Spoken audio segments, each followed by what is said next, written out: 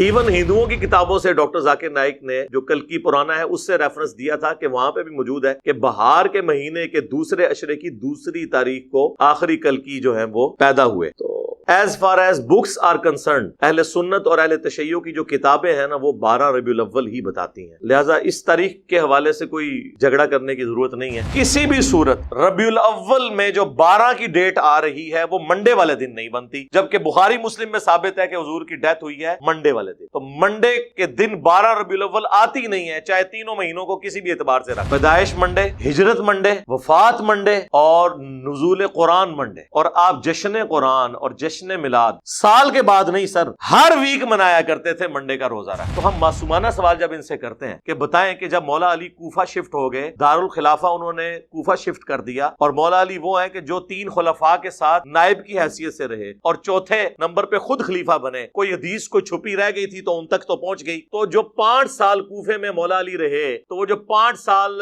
12 ربیع الاول کا دن آتا تھا اس میں جو مولا علی جلسہ کرواتے تھے کوفے کی بڑی جامع مسجد کے اندر، اس میں مہمان خصوصی کون ہوتا تھا؟ یہ آگے سے کہیں گے ہیں ایک کرتا ہے سوال جی اس طرح ہی ہوئے گا جو تسی اے کر کے ساڈے عشق نو چیلنج کرو گے، پھر اسی تے انج پوچھاں گے کہ مولا علی جو ہے وہ نعت کس سے پڑھواتے تھے کوفے کی جامع مسجد میں. تو آپ کو چہرہ لٹکا کے کہ جی اس زمانے سے کچھ نہیں سی ہوتا. تو جو کام اس زمانے میں نہیں ہوتا تھا وہ آپ شروع کر کے اور اس کی بنیاد پہ باقی تمام مکاتب فکر کو گستاخ ڈکلیئر کریں، اور جب جوڈیشری میں بات پیش ہو یعنی ہماری عدالت تو کہیں کہ نہیں جی ہم تو اس سے مستحب سمجھتے ہیں، اگر کوئی نہیں کرتا ہم اسے کوئی گستاخ نہیں کہتے.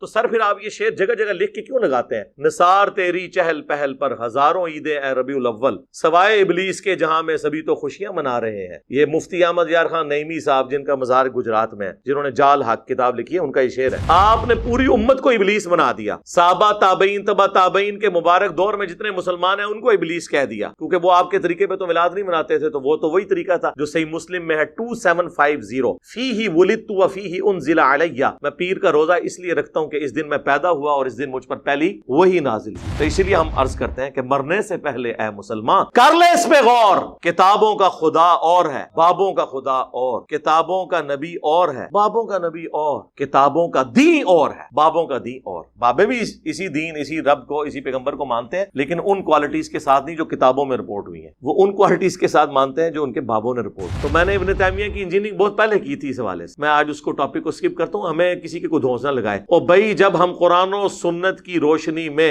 حضرت معاویہ رضی اللہ تعالیٰ عنہ، حضرت عمر بن عاص رضی اللہ تعالیٰ عنہ، حضرت مغیرہ ابن شعبہ رضی اللہ تعالیٰ عنہ سے اختلاف کر سکتے ہیں تو باب تشیع کوئی نہیں.